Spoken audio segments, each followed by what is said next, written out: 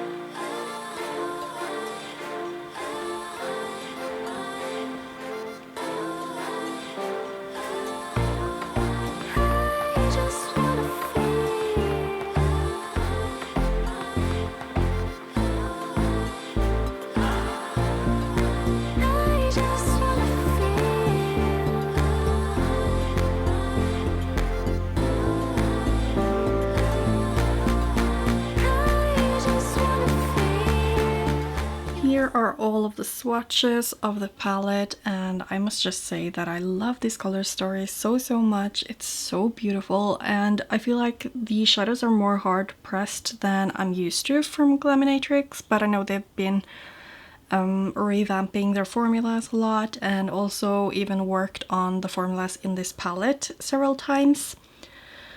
But even though they are a little bit harder pressed, you can see that they build up really nicely. They're very opaque, both the mattes and the shimmers actually, so you can just imagine using the shimmers on top of a glue base, which is what I usually do.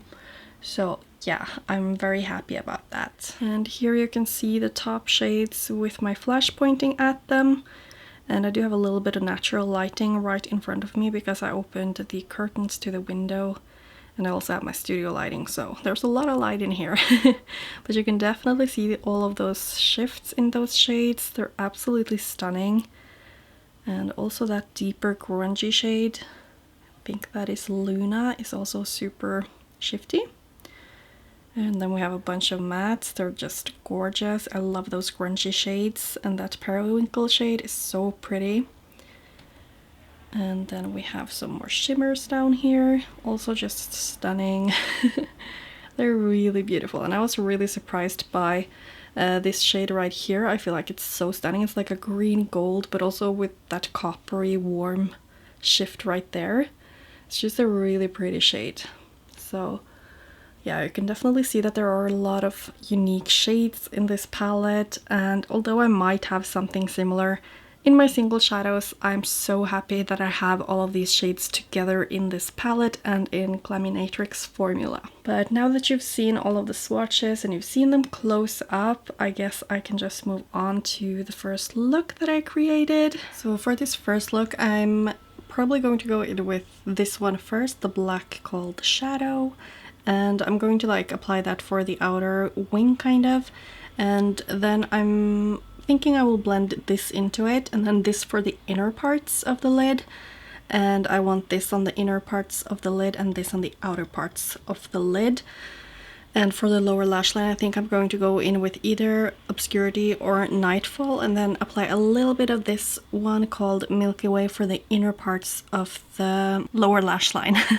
So I'm just going to start out, and I'm using my R101 brush by What's Up Beauty that they gifted me, because this one is perfect if you want to do like detailed work, and it's kind of very thin on the outer parts, so you can get some really detailed work done. So I'm just going to place the black right where I can see that my hood goes, and that's where I want the deepest part. And now that I have that, I will just apply this black right here in the outer V, and I will slightly wing it out, but I think I will try to keep it not that far out, because then I can rather use some of the other mattes to do that, so then I won't get like too big of a wing. Just right here. And I'm just applying a little bit right here in the corner so that I can really connect the upper and lower part. And as you can see, I'm not really going to blend much more right now, because I will be going in with that purple shade Witching Hour. And I'm not sure how far in I'm going to go with the black, because I don't want it too dark on the inner parts of the lid. So I will just do the other eye first with the black, and then we will take it from there. So I decided I want to take the black a little bit further in, but not a lot. Just like where I want the green to meet the purple. So about right here. So I'm now taking my Glam Shop brush, it's number 022, and I'm packing on Witching Hour. And I'm really noticing that these shadows don't really have much kick up, they don't have much fallout, but still they're very, very pigmented once you pack them on the eye.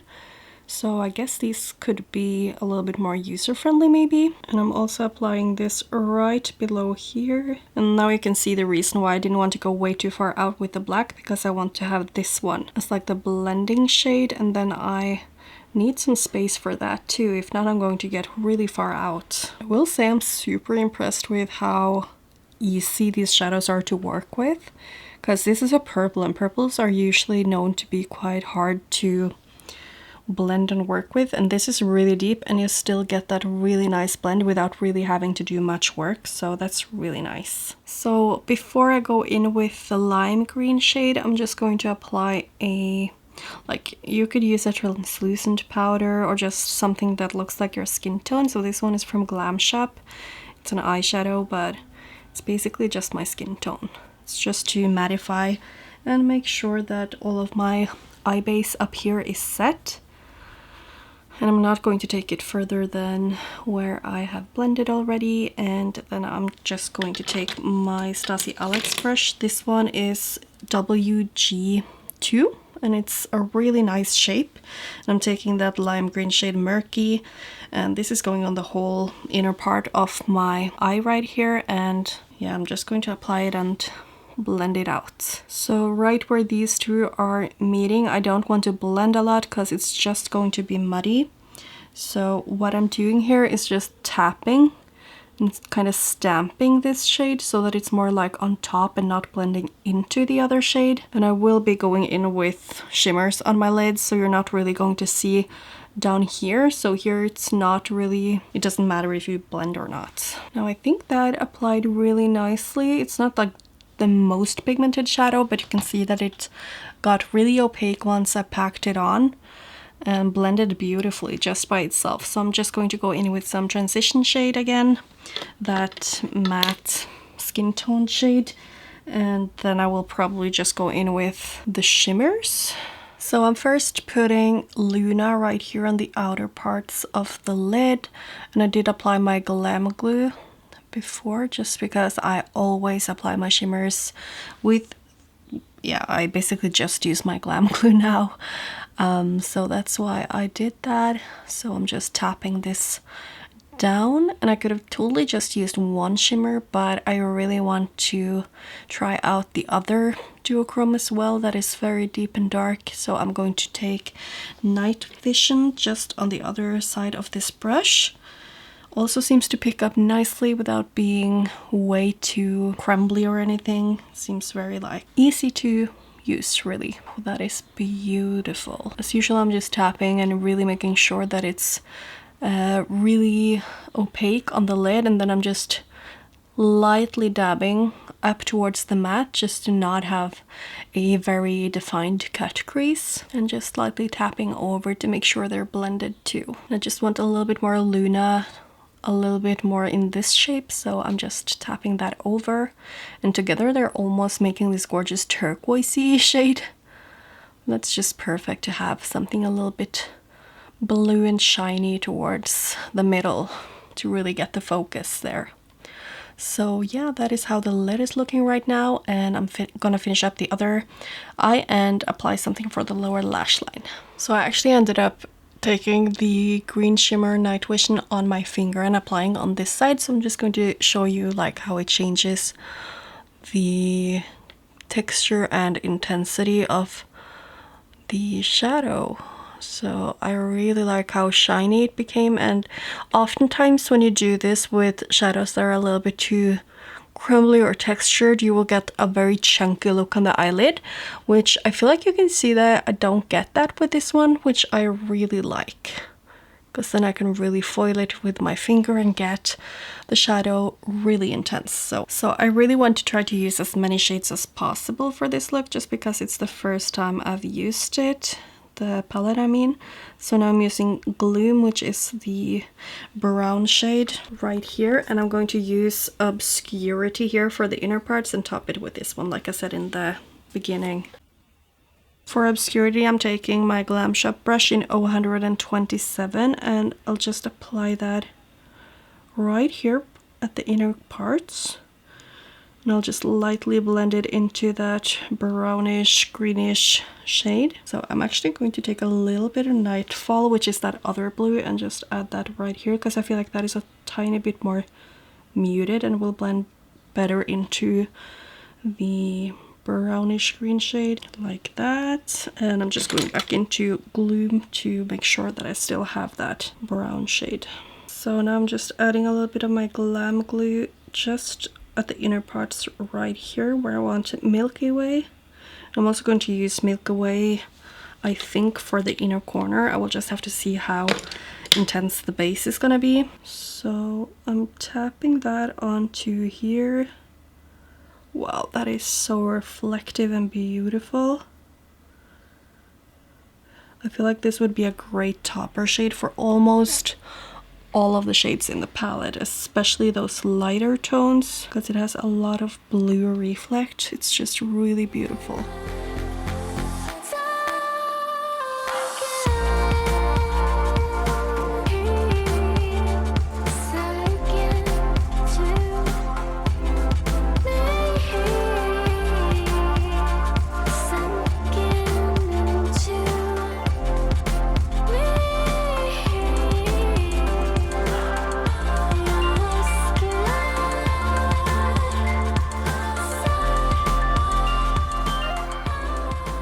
So this is the finished look. I hope that you like how it turned out. I personally really like all of the shades that I tried today, which was quite a few.